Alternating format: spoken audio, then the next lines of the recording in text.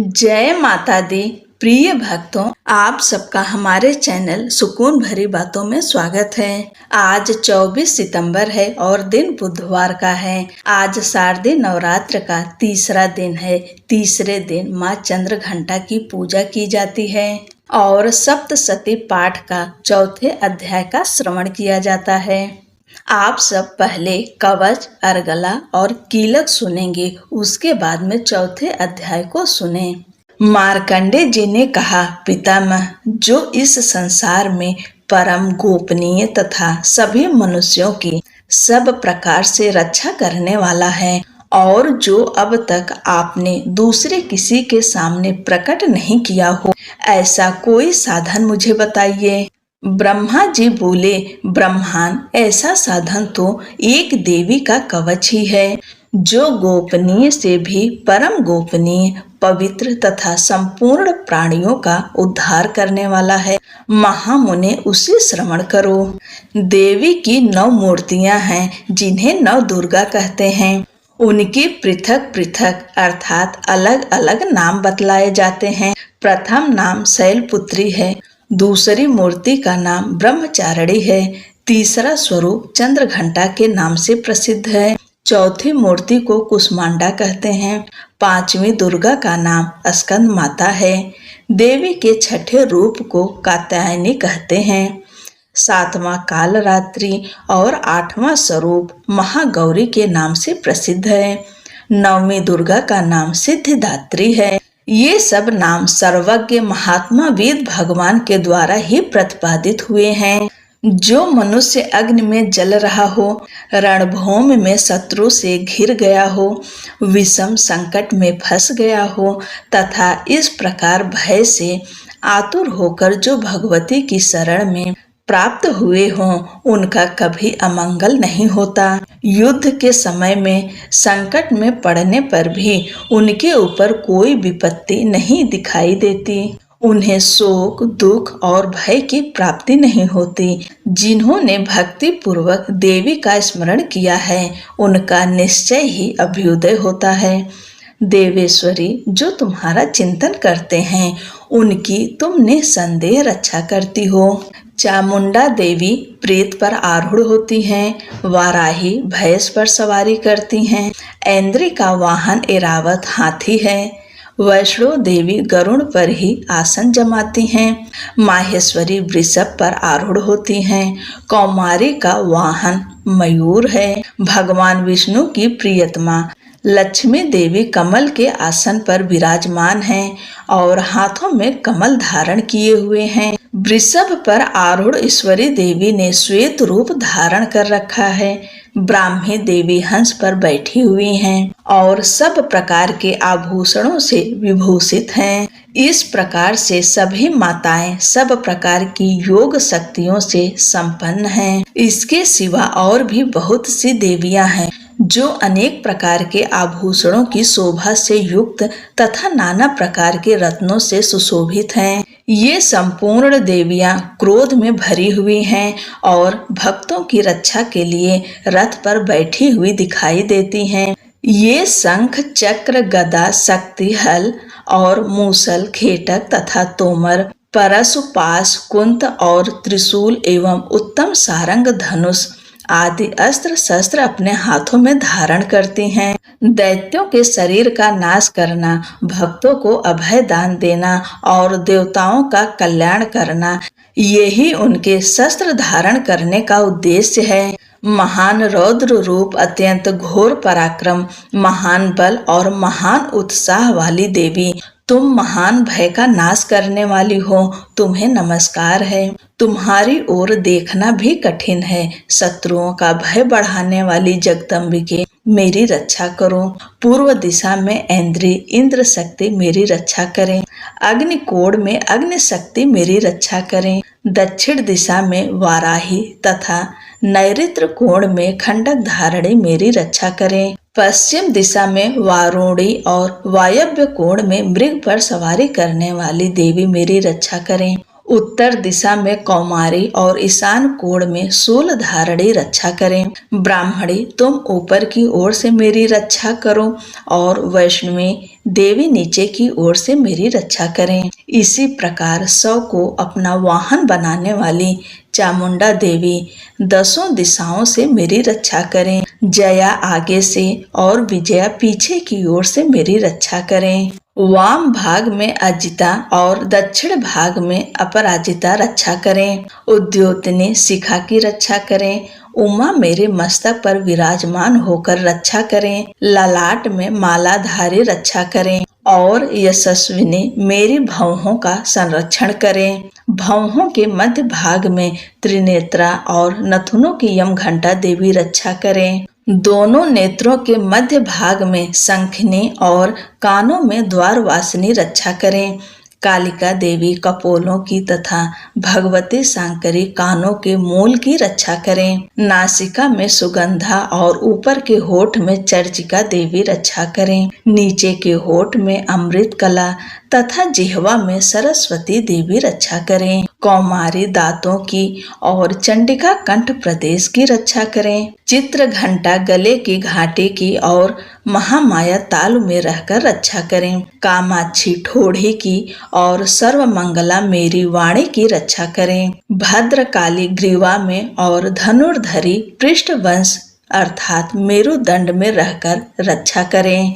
कंठ के बाहरी भाग में नीलग्रीवा और कंठ की नली में नलकुबरी रक्षा करें। दोनों कंधों में खड्गिनी और मेरी दोनों भुजाओं की वज्रधारणी रक्षा करें। दोनों हाथों में दंडनी और अंगुलियों में अंबिका रक्षा करें। शूलेश्वरी नखों की रक्षा करें। कुलेश्वरी कुच्छी अर्थात पेट में रहकर रक्षा करें। महादेवी दोनों स्तनों की और शोक विनाशिनी देवी मन की रक्षा करें। ललिता देवी हृदय में और शूल धारणी उदर में रहकर रक्षा करें। नाभि में कामिनी और गुहे भाग की गुहेश्वरी रक्षा करें। पूतना और कामिका लिंग की और महेश वाहिनी गुदा की रक्षा करें। भगवती कटि भाग में और विंध्यवासिनी घुटनों की रक्षा करें। संपूर्ण कामनाओं को देने वाली महाबला देवी दोनों पिंडलियों की रक्षा करें। नरसिंही दोनों घुट्टियों की और तेजसी देवी दोनों चरण के पृष्ठ भाग की रक्षा करें। श्री देवी पैरों की अंगुलियों में और तलवासिनी पैरों के तलुओं में रहकर रक्षा करें। अपनी दाढ़ों के कारण भयंकर दिखने वाली दंष्ट्रा कराली देवी नखों की और ऊर्ध्व केसनी देवी केशों की रक्षा करें। रोमावलियों के छिद्रों में कौबेरी और त्वचा की वागीश्वरी देवी रक्षा करें। पार्वती देवी रक्त मज्जा वसा मांस हड्डी और मेद की रक्षा करें। आंतों की कालरात्रि और पित्त की मुकुटेश्वरी देवी रक्षा करें। मूलाधार आदि कमल कोशों में पद्यावती देवी और कफ में चूड़ामणि देवी स्थित होकर रक्षा करें। नख के तेज की ज्वालामुखी रक्षा करें, जिसका किसी भी अस्त्र से भेदन नहीं हो सकता। वह अभेद्या देवी शरीर की समस्त संधियों में रहकर रक्षा करें। ब्राह्मणी आप मेरे वीर की रक्षा करें। छत्रेश्वरी छाया की तथा धर्म धारणी देवी मेरे अहंकार मन और बुद्धि की रक्षा करें। हाथ में वज्र धारण करने वाली वज्रहस्ता देवी मेरे प्राण अपान व्यान उदान और समान वायु की रक्षा करें। कल्याण से शोभित होने वाली भगवती कल्याण शोभना मेरे प्राण की रक्षा करें। रस रूप गंध शब्द और स्पर्श इन विषयों का अनुभव करते समय योगिनी देवी रक्षा करें तथा सत्व गुण रजोगुण और तमोगुण की रक्षा सदा नारायणी देवी करें। वाराही आयु की रक्षा करें। वैष्णवी धर्म की रक्षा करें तथा चक्रिणी देवी यश कीर्ति लक्ष्मी धन तथा विद्या की रक्षा करें। इंद्राणी आप मेरे गोत्र की रक्षा करें। चंडिके तुम मेरे पशुओं की रक्षा करो। महालक्ष्मी पुत्रों की रक्षा करें और भैरवी पत्नी की रक्षा करें। मेरे पथ की सुपथा तथा मार्ग की क्षेम करी रक्षा करें। राजा के दरबार में महालक्ष्मी रक्षा करें तथा सब ओर व्याप्त रहने वाली विजय देवी संपूर्ण भयों से रक्षा करें। देवी, जो स्थान कवच में नहीं कहा गया है अतएव रक्षा से रहित है, वह सब तुम्हारे द्वारा सुरक्षित हो, क्योंकि तुम विजयशालिनी और पाप नाशिनी हो। यदि अपने शरीर का भला चाहे तो मनुष्य बिना कवच के कहीं एक पग भी ना जाए। कवच का पाठ करके ही यात्रा करे। कवच के द्वारा सब ओर से सुरक्षित मनुष्य जहाँ जहाँ भी जाता है वहाँ वहाँ उसे धन लाभ होता है तथा संपूर्ण कामनाओं की सिद्धि करने वाली विजय की प्राप्ति होती है। वह जिस जिस अभिष्ट वस्तु का चिंतन करता है उसको निश्चय ही प्राप्त कर लेता है। वह पुरुष इस पृथ्वी पर तुलना रहित महान ऐश्वर्य का भागी होता है। कवच से सुरक्षित मनुष्य निर्भय हो जाता है। युद्ध में उसकी पराजय नहीं होती तथा वह तीनों लोकों में पूजनीय होता है। देवी का यह कवच देवताओं के लिए भी दुर्लभ है। जो प्रतिदिन नियम पूर्वक तीनों संध्याओं के समय श्रद्धा के साथ इसका पाठ करता है उसे दैवी कला प्राप्त होती है तथा वह तीनों लोकों में कहीं भी पराजित नहीं होता। इतना ही नहीं, वह अमृत्यु से रहित हो 100 से भी अधिक वर्षों तक जीवित रहता है। मकरी, चेचक, कोढ़ आदि उसकी संपूर्ण व्याधियां नष्ट हो जाती है। कनेर, भांग, अफीम, धतूरे आदि का स्थावर विष, सांप और बिच्छू आदि के काटने से चढ़ा हुआ जंगम विष तथा ऐफेन और तेल के संयोग आदि से बनने वाला कृत्रिम विष, ये सभी प्रकार के विष दूर हो जाते हैं, उनका कोई भी असर नहीं होता है। इस पृथ्वी पर मारण, मोहन आदि जितने आभिचारिक प्रयोग होते हैं तथा इस प्रकार के जितने मंत्र यंत्र होते हैं वे सब इस कवच को हृदय में धारण कर लेने पर उस मनुष्य को देखते ही नष्ट हो जाते हैं। ये ही नहीं, पृथ्वी पर विचरने वाले ग्राम देवता, आकाशचारी देव, विशेष जल के संबंध से प्रकट होने वाले गण, उपदेश मात्र से सिद्ध होने वाले निम्न कोटि के देवता, अपने जन्म के साथ प्रकट होने वाले देवता, कुल देवता, माला, कंठमाला आदि डाकिनी, शाकिनी, अंतरिक्ष में विचरने वाली भयानक डाकिनियां, ग्रह, भूत, पिशाच, यक्ष, गंधर्व, राक्षस, ब्रह्म राक्षस, बेताल, कुष्मांड और भैरव आदि अनिष्ट कारक देवता भी हृदय में कवच धारण किए रहने पर उस मनुष्य को देखते ही भाग जाते हैं। कवचधारी पुरुष को राजा से सम्मान वृद्धि प्राप्त होती है। यह कवच मनुष्य के तेज की वृद्धि करने वाला और उत्तम है। कवच का पाठ करने वाला पुरुष अपनी कीर्ति से विभूषित भूतल पर अपने सुयश के साथ साथ वृद्धि को प्राप्त होता है। जो पहले कवच का पाठ करके उसके बाद सप्तशती चंडी का पाठ करता है उसकी जब तक वन, पर्वत और काननों अर्थात जंगलों सहित यह पृथ्वी टिकी रहती है तब तक यहाँ पुत्र, पौत्र आदि संतान परंपरा बनी रहती है। फिर देह का अंत होने पर वह पुरुष भगवती महामाया के प्रसाद से उस नित्य परम पद को प्राप्त होता है जो देवताओं के लिए भी दुर्लभ है। वह सुंदर दिव्य रूप धारण करता और कल्याणमय शिव के आनंद का भागी होता है। श्री देवी कवच संपूर्ण। अर्गला स्तोत्रम। ओम नमः चंडिकाए। ओम चंडिका देवी को नमस्कार है। मार्कंडे जी कहते हैं, जयंती मंगला काली, भद्र काली, कपालिनी, दुर्गा, क्षमा, शिवा, धात्री, स्वाहा और स्वधा, इन नामों से प्रसिद्ध जगदम्बिके तुम्हें मेरा नमस्कार है। देवी चामुंडे तुम्हारी जय हो। संपूर्ण प्राणियों की पीड़ा हरने वाली देवी तुम्हारी जय हो। सब में व्याप्त रहने वाली देवी तुम्हारी जय हो। काल रात्रि तुम्हें नमस्कार है। मधु और कैटभ को मारने वाली तथा ब्रह्मा जी को वरदान देने वाली देवी तुम्हें नमस्कार है। तुम मुझे रूप दो, जय दो, यश दो और काम क्रोध आदि शत्रुओं का नाश करो। महिषासुर का नाश करने वाली तथा भक्तों को सुख देने वाली देवी, तुम्हें नमस्कार है। तुम रूप दो, जय दो, यश दो और काम क्रोध आदि शत्रुओं का नाश करो।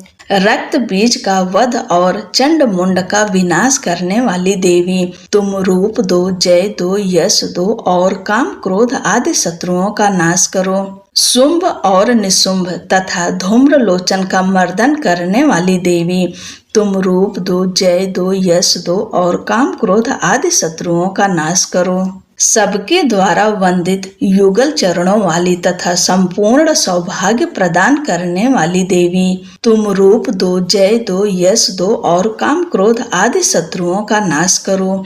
देवी, तुम्हारे रूप और चरित्र अचिंत्य हैं। तुम समस्त शत्रुओं का नाश करने वाली हो। तुम रूप दो, जय दो, यश दो और काम क्रोध आदि शत्रुओं का नाश करो। पापों को दूर करने वाली चंडिके, जो भक्ति पूर्वक तुम्हारे चरणों में सर्वदा मस्तक झुकाते हैं, उन्हें रूप दो, जय दो, यश दो और काम क्रोध आदि शत्रुओं का नाश करो। रोगों का नाश करने वाली चंडिके, जो भक्ति पूर्वक तुम्हारी स्तुति करते हैं, उन्हें तुम रूप दो, जय दो, यश दो और काम क्रोध आदि शत्रुओं का नाश करो। चंडिके, इस संसार में जो भक्ति पूर्वक तुम्हारी पूजा करते हैं, उन्हें रूप दो, जय दो, यश दो और काम क्रोध आदि शत्रुओं का नाश करो।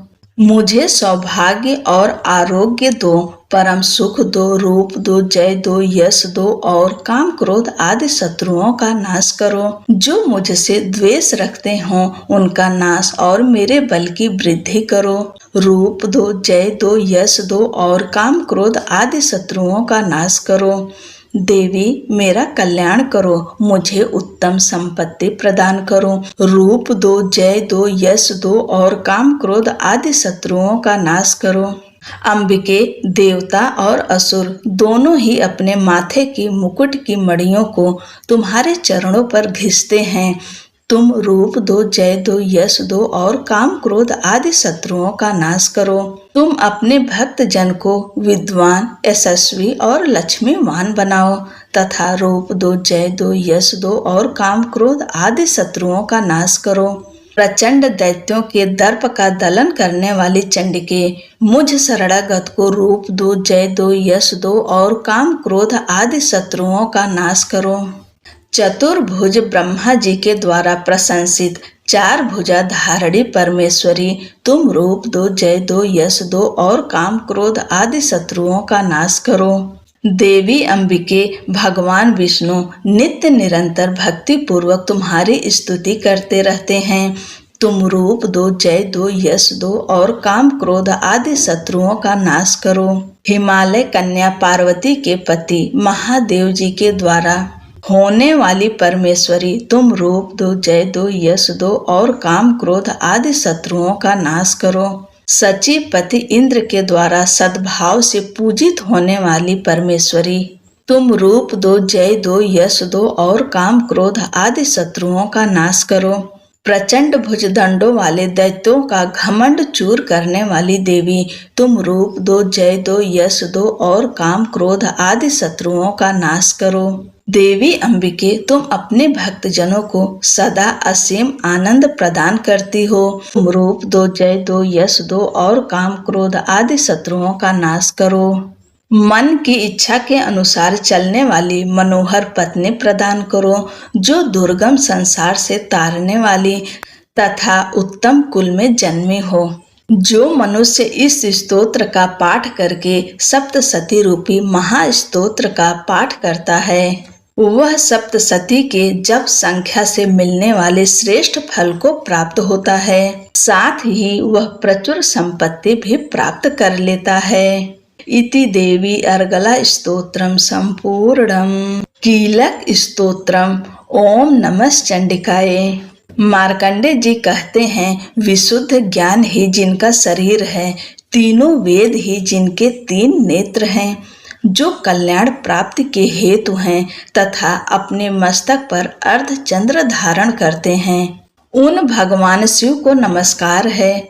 मंत्रों का जो अभिकीलक है, अर्थात मंत्रों की सिद्धि में विघ्न उपस्थित करने वाले, साप रूपी कीलक का निवारण करने वाला है, उस सप्तशती स्तोत्र को संपूर्ण रूप से जानना चाहिए और जानकर उसकी उपासना करनी चाहिए। उसके भी उच्चाटन आदि कर्म सिद्ध होते हैं, उसे भी समस्त दुर्लभ वस्तुओं की प्राप्ति होती है।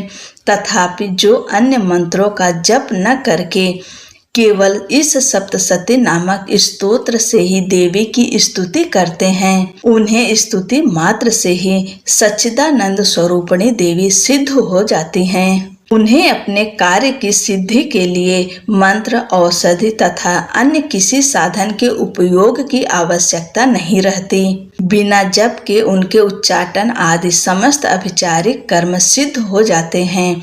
इतना ही नहीं, उनकी संपूर्ण अभीष्ट वस्तुएं भी सिद्ध होती है। लोगों के मन में यह शंका थी कि जब केवल सप्तशती की उपासना से भी सामान्य रूप से अथवा सप्तशती को छोड़कर अन्य मंत्रों की उपासना से भी सामान्य रूप से सब कार्य सिद्ध होते हैं, अब इनमें श्रेष्ठ कौन सा साधन है? लोगों की इस शंका को सामने रखकर भगवान शंकर ने अपने पास आए हुए जिज्ञासुओं को समझाया कि यह सप्तशती नामक संपूर्ण स्तोत्र ही सर्वश्रेष्ठ एवं कल्याणमय है। तदंतर भगवती चंडिका के सप्तशती नामक स्तोत्र को महादेव जी ने गुप्त कर दिया। सप्तशती के पाठ से जो पुण्य प्राप्त होता है उसकी कभी भी समाप्ति नहीं होती, किंतु अन्य मंत्रों के जप जन्य पुण्य की समाप्ति हो जाती है। अतः भगवान शिव ने अन्य मंत्रों की अपेक्षा जो सप्तशती की ही श्रेष्ठता का निर्णय किया उसे जानना चाहिए। अन्य मंत्रों का जप करने वाला पुरुष भी यदि सप्तशती के स्तोत्र और जप का अनुष्ठान कर ले तो वह भी पूर्ण रूप से कल्याण का भागी होता है। इसमें तनिक भी संदेह नहीं है। जो साधक कृष्ण पक्ष की चतुर्दशी अथवा अष्टमी को एकाग्रचित होकर अपना सर्वस्व समर्पित कर देता है और फिर उसे प्रसाद रूप में ग्रहण करता है, उसी पर भगवती प्रसन्न होती हैं, अन्यथा उनकी प्रसन्नता नहीं प्राप्त होती।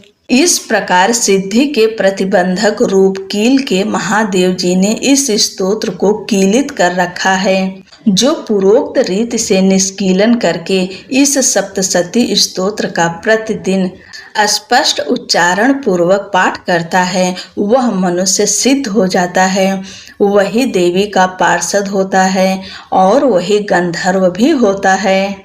सर्वत्र विचरते रहने पर भी इस संसार में उसे कहीं भी भय नहीं होता। वह अपमृत्यु के वश में नहीं पड़ता तथा देह त्यागने के अनंतर मोक्ष प्राप्त कर लेता है। अतः कीलन को जानकर उसका परिहार करके ही सप्तशती का पाठ आरंभ करें। जो ऐसा नहीं करता उसका नाश हो जाता है। इसलिए कीलक और निष्कीलन का ज्ञान प्राप्त करने पर ही यह स्तोत्र निर्दोष होता है और विद्वान पुरुष इस निर्दोष स्तोत्र का ही पाठ आरंभ करते हैं। स्त्रियों में जो कुछ भी सौभाग्य आदि दृष्टिगोचर होता है वह सब देवी के प्रसाद का ही फल है। अतः इस कल्याणमय स्तोत्र का सदा जप करना चाहिए। इस स्तोत्र का मंद स्वर से पाठ करने पर स्वल्प फल की सिद्धि होती है। अतः उच्च स्वर से ही इसका पाठ आरंभ करना चाहिए। जिनके प्रसाद से ऐश्वर्य, सौभाग्य, आरोग्य, संपत्ति, शत्रुनाश तथा परम मोक्ष की भी सिद्धि होती है, उन कल्याणमय जगदम्बा की स्तुति मनुष्य क्यों नहीं करते। इति श्री देवी कीलक स्तोत्रम संपूर्णम। बोलो अम्बे मात की जय। चौथा अध्याय। चौथे अध्याय में इंद्रादि देवताओं द्वारा देवी की स्तुति। ध्यानम। सिद्धि की इच्छा रखने वाले पुरुष जिनकी सेवा करते हैं तथा देवता जिन्हें सब ओर से घेरे रहते हैं, उन जया नाम वाली दुर्गा देवी का ध्यान करें। उनके श्री अंगों की आभा काले मेघ के समान श्याम है। वे अपने कटाक्षों से शत्रु समूहों को भय प्रदान करते हैं।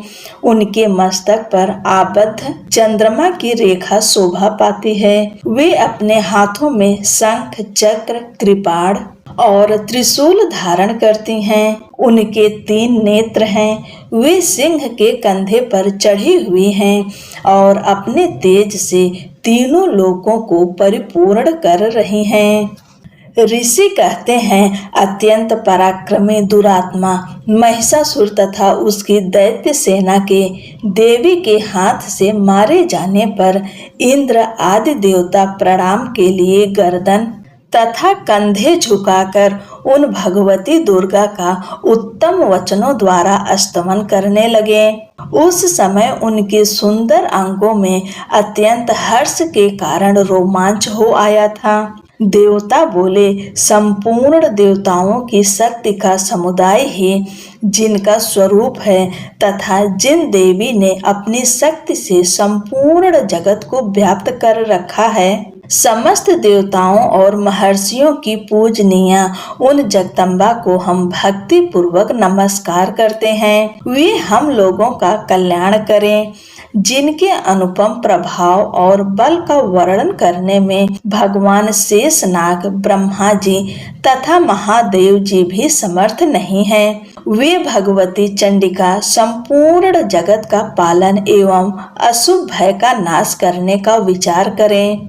जो पुण्यात्माओं के घरों में स्वयं ही लक्ष्मी रूप से, पापियों के यहाँ दरिद्रता रूप से, शुद्ध अंतःकरण वाले पुरुषों के हृदय में बुद्धि रूप से, सत्पुरुषों में श्रद्धा रूप से तथा कुलीन मनुष्यों में लज्जा रूप से निवास करते हैं, उन आप भगवती दुर्गा को हम नमस्कार करते हैं। देवी, आप संपूर्ण विश्व का पालन कीजिए।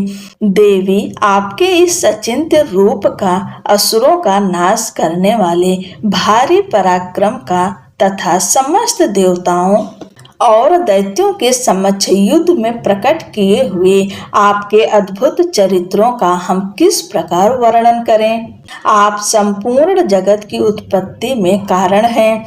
आप में सत्व गुण, रजोगुण और तमोगुण, ये तीनों गुण मौजूद हैं, तो भी दोषों के साथ आपका संसर्ग नहीं जान पड़ता। भगवान विष्णु और महादेव जी आदि देवता भी आपका पार नहीं पाते।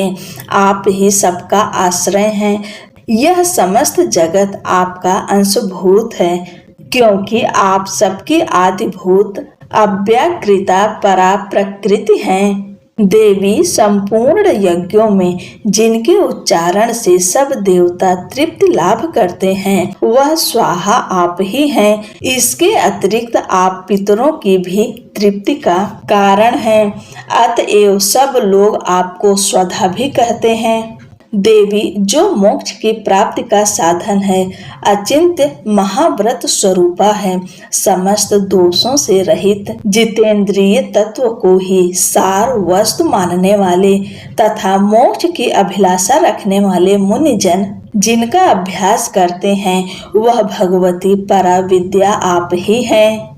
आप शब्द स्वरूपा हैं। अत्यंत निर्मल ऋग्वेद, यजुर्वेद तथा उद्गीत के मनोहर पदों के पाठ से युक्त सामवेद का भी आधार आप ही हैं। आप देवी त्रयी, तीनों वेद और भगवती 6 ऐश्वर्यों से युक्त हैं। इस विश्व की उत्पत्ति एवं पालन के लिए आप ही वार्ता अर्थात खेती एवं आजीविका के रूप में प्रकट हुई हैं। आप संपूर्ण जगत की घोर पीड़ा का नाश करने वाली हैं। देवी, जिससे समस्त शास्त्रों के सार का ज्ञान होता है, वह मेधा शक्ति आप ही हैं। दुर्गम भवसागर से पार उतारने वाली नौका रूप दुर्गा देवी भी आप ही हैं। आपकी कहीं भी आसक्ति नहीं है। कैटभ के शत्रु भगवान विष्णु के वक्षस्थल में एकमात्र निवास करने वाली भगवती लक्ष्मी तथा भगवान चंद्रशेखर द्वारा सम्मानित गौरी देवी भी आप ही हैं। आपका मुख मंद मुस्कान से सुशोभित, निर्मल पूर्ण चंद्रमा के बिंब का अनुकरण करने वाला और उत्तम स्वर्ण की मनोहर कांति से कमनीय है। तो भी उसे देखकर महिषासुर को क्रोध हुआ और सहसा उसने उस पर प्रहार कर दिया। यह बड़े आश्चर्य की बात है। देवी वही मुख जब क्रोध से युक्त होने पर उदय काल के चंद्रमा की भांति लाल और तनी हुई भौहें के कारण विकराल हो उठा। तब उसे देखकर जो महिषासुर के प्राण तुरंत नहीं निकल गए, यह उससे भी बढ़कर आश्चर्य की बात है, क्योंकि क्रोध में भरे हुए यमराज को देखकर भला कौन जीवित रह सकता है। देवी आप प्रसन्न हो। परमात्मा स्वरूपा आपके प्रसन्न होने पर जगत का अभ्युदय होता है और क्रोध में भर जाने पर आप तत्काल ही कितने कुलों का सर्वनाश कर डालती हैं। यह बात अभी अनुभव में आई है, क्योंकि महिषासुर की यह विशाल सेना क्षण भर में आपके कोप से नष्ट हो गई है। सदा अभ्युदय प्रदान करने वाली आप जिन पर प्रसन्न रहती हैं, वे ही देश में सम्मानित हैं। उन्हीं को धन और यश की प्राप्ति होती है। उन्हीं का धर्म कभी शिथिल नहीं होता तथा वे ही अपने हृष्ट पुष्ट स्त्री पुत्र और भृत्यों के साथ धन्य माने जाते हैं। देवी आपकी ही कृपा से पुण्यात्मा पुरुष प्रतिदिन अत्यंत श्रद्धा पूर्वक सदा सब प्रकार के धर्मानुकूल कर्म करता है और उसके प्रभाव से स्वर्ग लोक में जाता है। इसलिए आप तीनों लोकों में निश्चय ही मनोवांछित फल देने वाली हैं। माँ दुर्गे आप स्मरण करने पर सब प्राणियों का भय हर लेती हैं और स्वस्थ पुरुषों द्वारा चिंतन करने पर उन्हें परम कल्याणमयी बुद्धि प्रदान करती हैं। दुख दरिद्रता और भय हरने वाली देवी आपके सिवा दूसरी कौन है, जिसका चित्त सबका उपकार करने के लिए सदा ही दयाद्र रहता हो। देवी इन राक्षसों के मारने से संसार को सुख मिले तथा ये राक्षस चिरकाल तक नरक में रहने के लिए भले ही पाप करते रहे हों, इस समय संग्राम में मृत्यु को प्राप्त होकर स्वर्ग लोक में जाएं। निश्चय ही यही सोचकर आप शत्रुओं का वध करती हैं। आप शत्रुओं पर शस्त्रों का प्रहार क्यों करती हैं? समस्त असुरों को दृष्टिपात मात्र से ही भस्म क्यों नहीं कर देती? इसमें एक रहस्य है। ये शत्रु भी हमारे शस्त्रों से पवित्र होकर उत्तम लोकों में जाएं। इस प्रकार उनके प्रति भी आपका विचार अत्यंत उत्तम रहता है। खड्ग के तेजपुंज की भयंकर दीप्ति से तथा आपकी त्रिशूल के अग्रभाग की घनीभूत प्रभा से चौंधियाकर जो असुरों की आंखें फूट नहीं गई, उसमें कारण यही था कि वे मनोहर रश्मियों से युक्त चंद्रमा के समान आनंद प्रदान करने वाले आपके इस सुंदर मुख का दर्शन करते थे। देवी आपका शील दुराचारियों के बुरे बर्ताव को दूर करने वाला है। साथ ही यह रूप ऐसा है जो कभी चिंतन में नहीं आ सकता और जिसकी कभी दूसरों से तुलना भी नहीं हो सकती, तथा आपका बल और पराक्रम तो उन दैत्यों का भी नाश करने वाला है जो कभी देवताओं के पराक्रम को भी नष्ट कर चुके थे। इस प्रकार आपने शत्रुओं पर भी अपनी दया ही प्रकट की है। वरदायिनी देवी आपके इस पराक्रम की किसके साथ तुलना हो सकती है तथा शत्रुओं को भय देने वाला एवं अत्यंत मनोहर ऐसा रूप भी आपके सिवा और कहाँ है। हृदय में कृपा और युद्ध में निष्ठुरता, ये दोनों बातें तीनों लोकों के भीतर केवल आप में ही देखी गई है। मातः आपने शत्रुओं का नाश करके इस समस्त त्रिलोकी की रक्षा की है। उन शत्रुओं को भी युद्ध भूमि में मारकर स्वर्ग लोक में पहुंचाया है तथा उन्मत्त दैत्यों से प्राप्त होने वाले हम लोगों के भय को भी दूर कर दिया है। आपको हमारा नमस्कार है। देवी, आप शूल से हमारी रक्षा करें। अंबिके, आप खड्ग से भी हमारी रक्षा करें तथा घंटा की ध्वनि और धनुष की टंकार से भी हम लोगों की रक्षा करें। चंडिके, पूर्व, पश्चिम और दक्षिण दिशा में आप हमारी रक्षा करें तथा ईश्वरी, अपनी त्रिशूल को घुमाकर आप उत्तर दिशा में भी हमारी रक्षा करें। तीनों लोकों में आपके जो परम सुंदर एवं अत्यंत भयंकर रूप विचरते रहते हैं, उनके द्वारा भी आप हमारी तथा इस भूलोक की रक्षा करें। अंबिके, आपके कर पल्लवों में शोभा पाने वाले खड्ग, शूल और गदा आदि जो जो अस्त्र हो, उन सब के द्वारा आप सब ओर से हम लोगों की रक्षा करें। ऋषि कहते हैं, इस प्रकार जब देवताओं ने जगन माता दुर्गा की स्तुति की और नंदन वन के दिव्य पुष्पों एवं गंध चंदन आदि के द्वारा उनका पूजन किया, फिर सबने मिलकर जब भक्ति पूर्वक दिव्य धूपों की सुगंध निवेदन की, तब देवी प्रसन्न वदन होकर प्रणाम करते हुए सब देवताओं से कहा।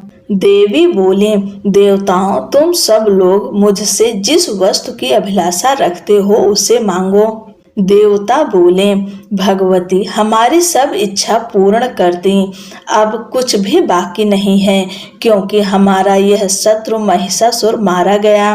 महेश्वरी, इतने पर भी यदि आप हमें और वर देना चाहती हैं तो हम जब जब आपका स्मरण करें तब तब आप दर्शन देकर हम लोगों के महान संकट दूर कर दिया करें तथा प्रसन्न मुखी अंबिके, जो मनुष्य इन स्तोत्रों द्वारा आपकी स्तुति करें उसे वित्त, समृद्धि और वैभव देने के साथ ही उसकी धन और स्त्री आदि संपत्ति को भी बढ़ाने के लिए आप सदा हम पर प्रसन्न रहें। ऋषि कहते हैं, राजन, देवताओं जब अपने तथा जगत के कल्याण के लिए भद्रकाली देवी को इस प्रकार प्रसन्न किया, तब वे तथास्तु कहकर वहीं अंतर ध्यान हो गईं। भोपाल, इस प्रकार पूर्व काल में तीनों लोकों का हित चाहने वाली देवी जिस प्रकार देवताओं के शरीर से प्रकट हुई थीं, वह सब कथा मैंने कह सुनाई। अब पुनः देवताओं का उपकार करने वाली वे देवी दुष्ट दैत्यों तथा शुंभ निशुंभ का वध करने एवं सब लोगों की रक्षा करने के लिए गौरी देवी के शरीर से जिस प्रकार प्रकट हुई थी, वह सब प्रसंग मेरे मुंह से सुनो। मैं उसका तुमसे यथावत वर्णन करता हूँ। जय जय श्री मार्कंडे पुराणे सांवर्णिके मन्वंतरे देवी महात्म्ये चतुर्थ। ओम तत्सत।